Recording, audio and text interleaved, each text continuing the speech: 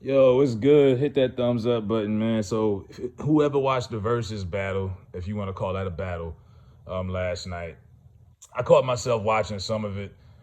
Uh, this definitely was not a hip hop night. And when I say hip hop, because I felt like halfway through it, I was watching an R&B concert. Now if you was a Ja Rule fan, you have I'm pretty sure you enjoyed it. And you can tell by that audience, they dictated that whole performance. Because that audience, they didn't put the camera on them, but I could tell that was like a 75% female audience. They knew all of those R&B records word for word. Those were girls from my generation that grew up on Ja Rule. Girls that was bumping that in high school, middle school. At one point, he even had a meltdown and was like, y'all better stop acting like I wasn't that nigga when y'all was in high school. I was like, bro, calm down. Like, that got to be the most washed up shit I've ever heard somebody say. And then Joe was like, yeah. I'm gonna get y'all bologna sandwiches, all that high school shit. And here, both of them was trying to recreate that New York banter that Dipset and the Locks did organically. Styles trying to take off Cam's shoe, Jadakiss snatching off the bandana and throwing it on the ground, Sheik calling them out. That was organic, and those brothers didn't plan that. The only plan they had was that we're not gonna get physical. But all of that was organic and natural. Ja and Joe were trying to force it, and it was obvious. They was trying to force it. Jadakiss and the Locks set the bar so high. The only good thing about it is rappers know they have to really perform when they do this now. Because like I've been saying for a year, versus is not a battle, it's a concert. You can't lip sing. You gotta, you know what I mean? So I like that part, but you're not Jadakiss. Ja Rule was trying to manufacture him a Jadakiss moment. He's looking all into the front camera. He's like, oh, I started this singing shit. You getting bodied by a singing nigga. Like he was trying to have a moment of clarity, a moment of reminiscence. And then Joe was trying to be Jadakiss because Joe was out there performing B-side joints that nobody in that audience knew. You would have had to get some of the grimiest, dirtiest niggas from New York, 40 and older, and have them in that audience for them to know what Joe was rapping about.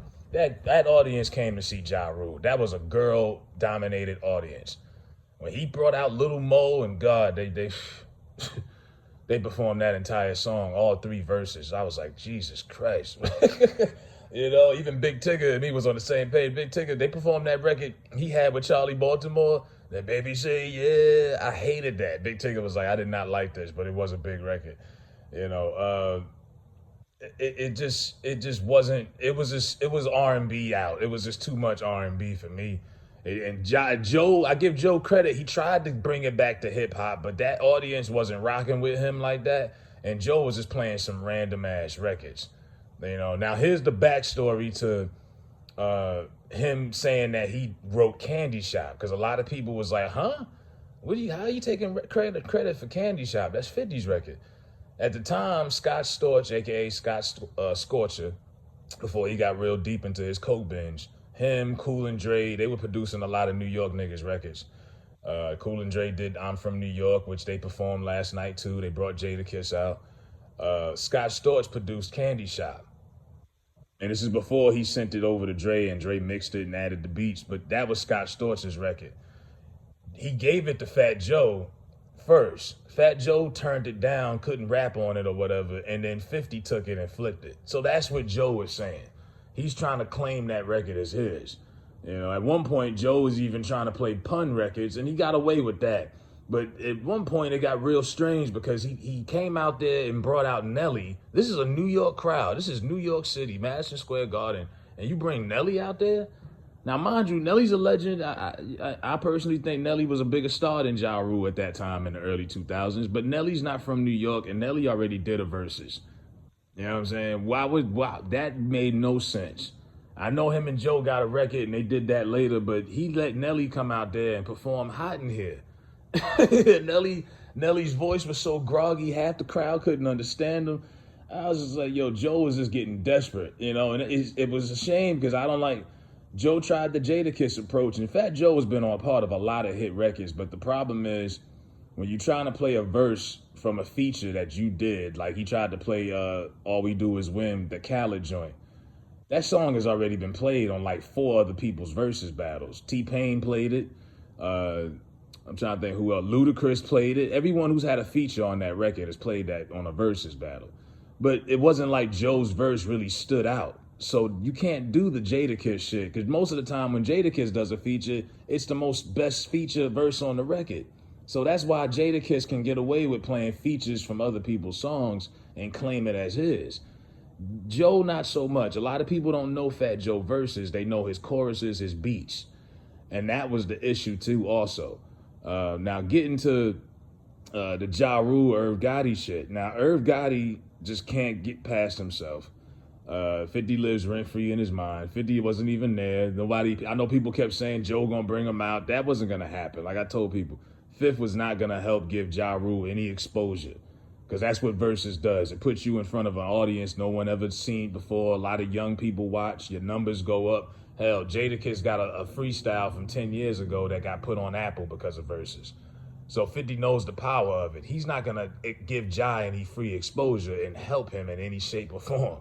You know, so he wasn't going to say anything. But he was the #1 trending topic during this entire battle. People was like, yo, we want to see 50 and Ja. We don't want to see Joe and Ja. And then Irv gets upset in the comments and goes off. And he's like, yo, we stabbed him. We did this. He sued us. Yada, yada, yada. I'm like, yo, you just can't. Like, Irv will he will take that to his grave. And I'm like, y'all can see the pettiness from Curtis, but you don't see it from Irv. And didn't Irv go on Vlad last year and say that they made up that paperwork? He also admitted that they made it up because they were panicking, trying to slow up his momentum. Because at the time, the momentum was so crazy, they couldn't do anything about it. Perfect example, when they put out that record with Bobby Brown, which was fire. He should have brought Bobby Brown out. It was so fire, and everybody liked the Bobby Brown joint with Ja, but it didn't matter because 50 was so hot. So they panicked and came up with that fake paperwork, but that's on file. Irv admitted that was fake. So I don't know why he brought it back up, but yeah, Irv is still petty and bitter about the past, and he just made himself look real shiesty, man. I'm just like, bro, you just can't let it go. This man is minding his business. He ain't even bothering with y'all. He didn't want to do it. Let it go. You know what I mean? But these niggas live rent-free in their minds. It's sad. You know, but this whole battle was just kind of weird. You know, Joe at one point, besides bringing out Nelly, he brings out Birkin bags for Remy and Ashanti. You know Ashanti was coming out there.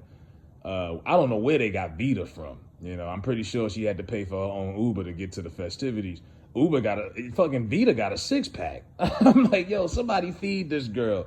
Get this girl a sandwich. Vita ain't ate anything in 20 years. Good God, Vita looks crazy. You know, but that was an R&B concert. You know what I mean? That was set up for Ja.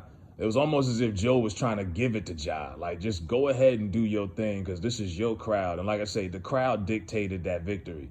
Because I think a real hip-hop crowd that wanted to hear hip-hop, rap music, it would have been a little different. Because, I mean, Ja, after a while, after how many R&B hits do you say, okay, nigga, are we doing rap here or are we doing R&B? Because most of Ja's catalog is R&B. You know what I'm saying? He only got but a couple of B-side bangers. Most of his hits was R&B hits. Ashanti, Lil Mo, Christina Milian, J-Lo, Mary J. Blige. Not taking anything away from him, but these are all R&B sap records. And at some point, you just was like, wow, I'm at an all-out R&B concert. Like, we could have went back. We could have brought Chris Brown in them and Trey Songz if we wanted to hear this. This ain't hip-hop. You know what I'm saying? But Ja got his moment. He got his shit off. Fat Joe looked like a damn fool. He was out there doing the Mace dance, almost tripped over himself. It was just like, yo, this is cringe, man. And then they all get together at the end. Yesterday's price is not today's price. I was like, yo, y'all are so corny. Like, this was cringe, my nigga. Oh, my God. I mean, some people thought it was boring, and it was. Because after a while, Ja Rule's Lullaby R&B anthem started putting me to sleep. I'm like, oh, God, how many fucking R&B records is he gonna throw at us? But like I say, that crowd wanted to hear that. Those were girls in that audience. This wasn't that grimy New York audience that you seen when Dipset and the Lox came over there. And did Michael Buffer come out? I didn't see the whole battle. I don't think Michael Buffer showed up. Michael Buffer probably didn't want to be around no more niggas after that versus battle. But yeah, that was the recap. If you didn't see it, like I say, this was not for diehard hip hop fans, in my opinion. If you a Ja Rule fan, you'll like it. If you a Fat Joe fan, you might be disappointed because Joe left a lot of hits on the table, in my opinion. I know it's taboo to play an R. Kelly record, but that joint with R. Kelly that he had was one of his best records he ever put out. He didn't. Joe left a lot of shit on the table he could have played. It's like I say, I almost have the feeling that he tried to lob this victory for Ja. Because like I say, this was going to help Ja more than it was going to help anybody. Fat Joe, 50 Cent, whoever Ja went against, this was going to help him out. Because he needs the exposure. He needs the limelight. He's been out of the public eye so long, a whole generation don't even know who he is. So I think Joe was just like, you know what? Here, take it. I'm just going to keep performing these records nobody know. And you just keep performing the bangers. So, but like I said, if you a real diehard rap fan, I don't know if you would have enjoyed this because it was just way too much R&B for me. Way too much. And some people say, well, Ja's the precursor to Drake.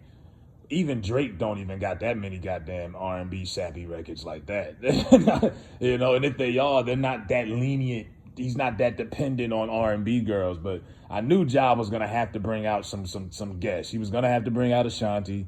He was going to have to definitely bring out Lil Mo. I was surprised because I thought Lil Mo stopped fucking with Ja. I said, wow, she and Ja made up? Okay.